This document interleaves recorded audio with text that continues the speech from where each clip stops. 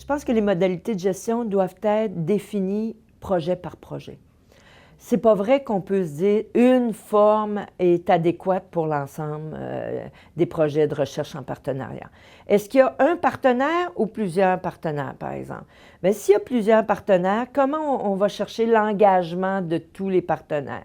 Est-ce qu'il y en a un qui prend un leadership ou pas? Est-ce qu'on s'attend à ce que, est-ce qu'on se donne des moyens de réévaluer ce partenariat-là?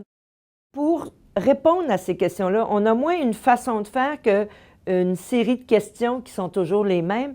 Et nous, on s'est développé un pense-bête, qui est 2 pages de questions qui nous alimentent dans le démarrage d'un projet. Et on essaie de se poser des questions de base. Donc, qui est-ce qui va gérer l'argent? S'il y a un désaccord, comment ça va se passer? Et on n'a pas de réponse à comment ça va se passer. On construit avec le comité, avec les gens directement concernés, on construit la réponse à ça. Aborder des questions difficiles. À qui appartiennent les résultats de recherche? La propriété intellectuelle. La propriété intellectuelle. Et définir un peu la propriété intellectuelle. On veut bien que la propriété intellectuelle appartienne, par exemple, au chercheur. C'est lui qui produit, c'est elle qui produit les... Mais est-ce que le groupe partenaire peut utiliser ou pas?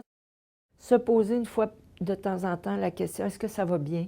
Est-ce que notre partenariat fonctionne bien? Est-ce qu'on a des ajustements à faire? Toutes des questions qui sont de base, mais qui sont essentielles pour une bonne réalisation. À l'UQAM, il y a un outil extraordinaire qui s'appelle le service aux collectivités, le rôle des agentes de développement, qui voit à faire en sorte que les conditions de réalisation des projets soient respectées. Donc, elles sont un peu les garantes du processus.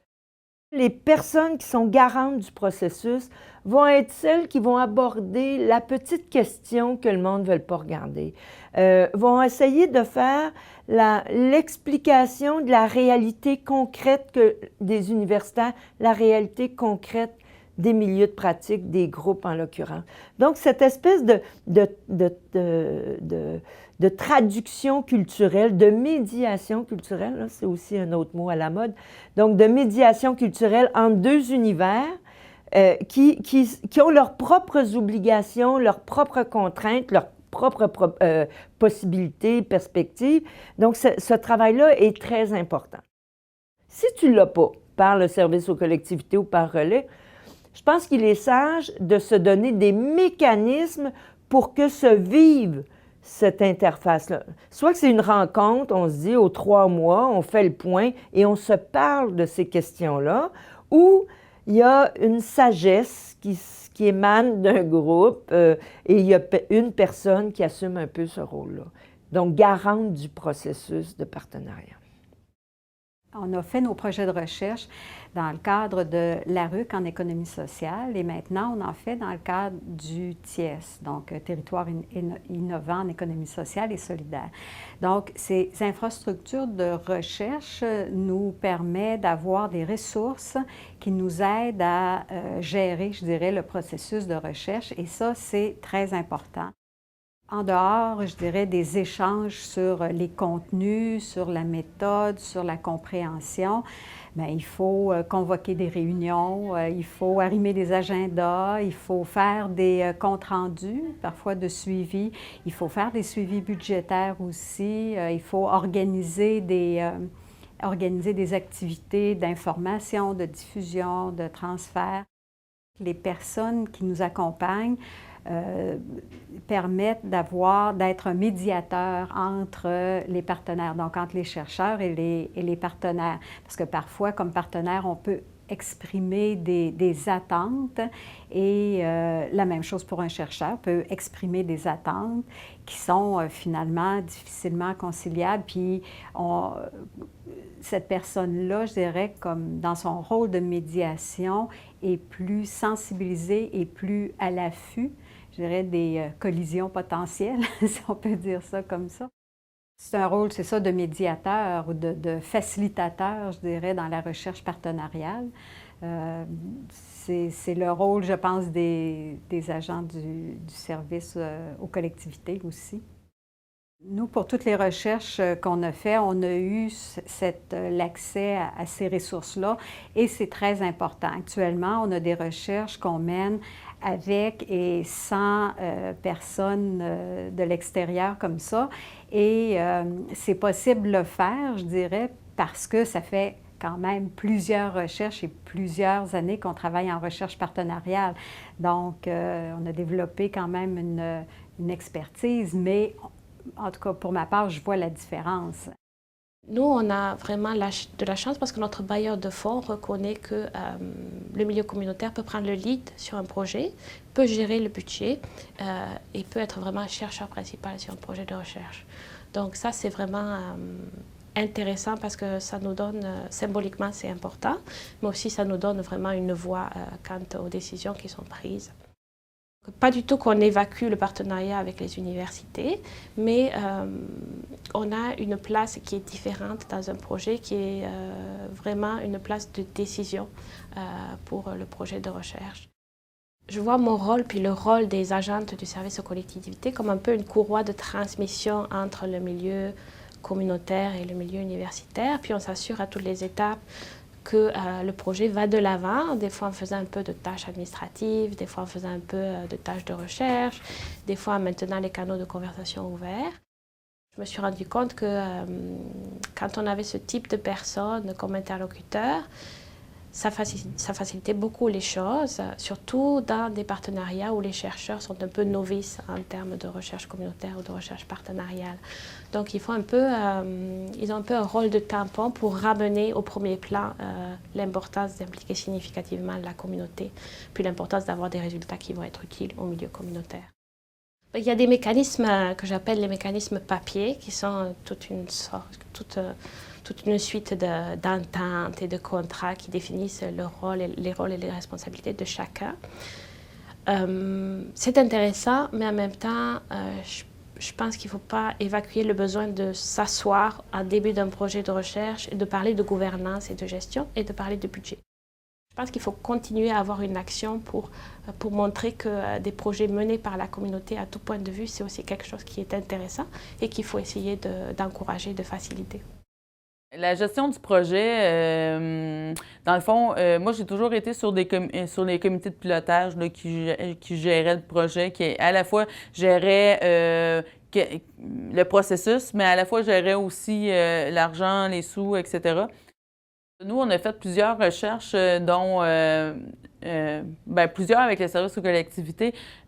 Moi, depuis que je travaille, j'en ai fait seulement une avec les services aux collectivités. Et c'est sûr que le service aux collectivités, ça aide énormément à faire le pont entre les chercheurs et aussi les praticiens, parce qu'ils sont aussi là pour soutenir là, dans ce qu'on ne comprend pas, il me semble, nous expliquer aussi le processus d'une recherche, là, et ils sont aussi là pour nous aider à aller chercher des sous, puis nous mettre en lien avec des chercheurs. Fait que ça aide énormément.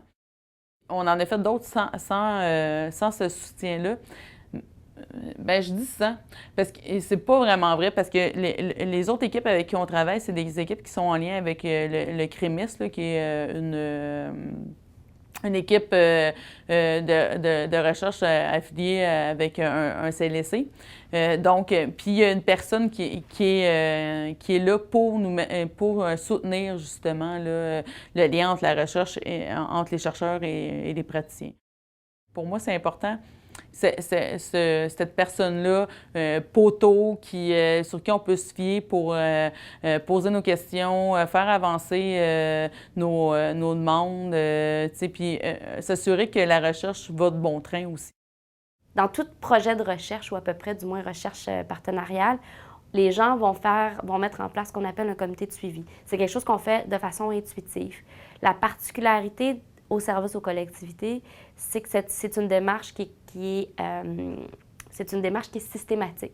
La mise en place d'un comité d'encadrement, et ce comité-là a un rôle vraiment dialogique, de créer un espace dialogique pour que les représentants du milieu et les chercheurs puissent se rencontrer puis discuter des enjeux. On sent qu'on a un besoin d'implanter des modalités qui sont plus structurées, qui sont vraiment plus formalisées pour accompagner le partenariat. À ce moment-là, ça peut être des ententes, dès l'amorce, de faire des ententes de propriété intellectuelle pour discuter de ces enjeux-là.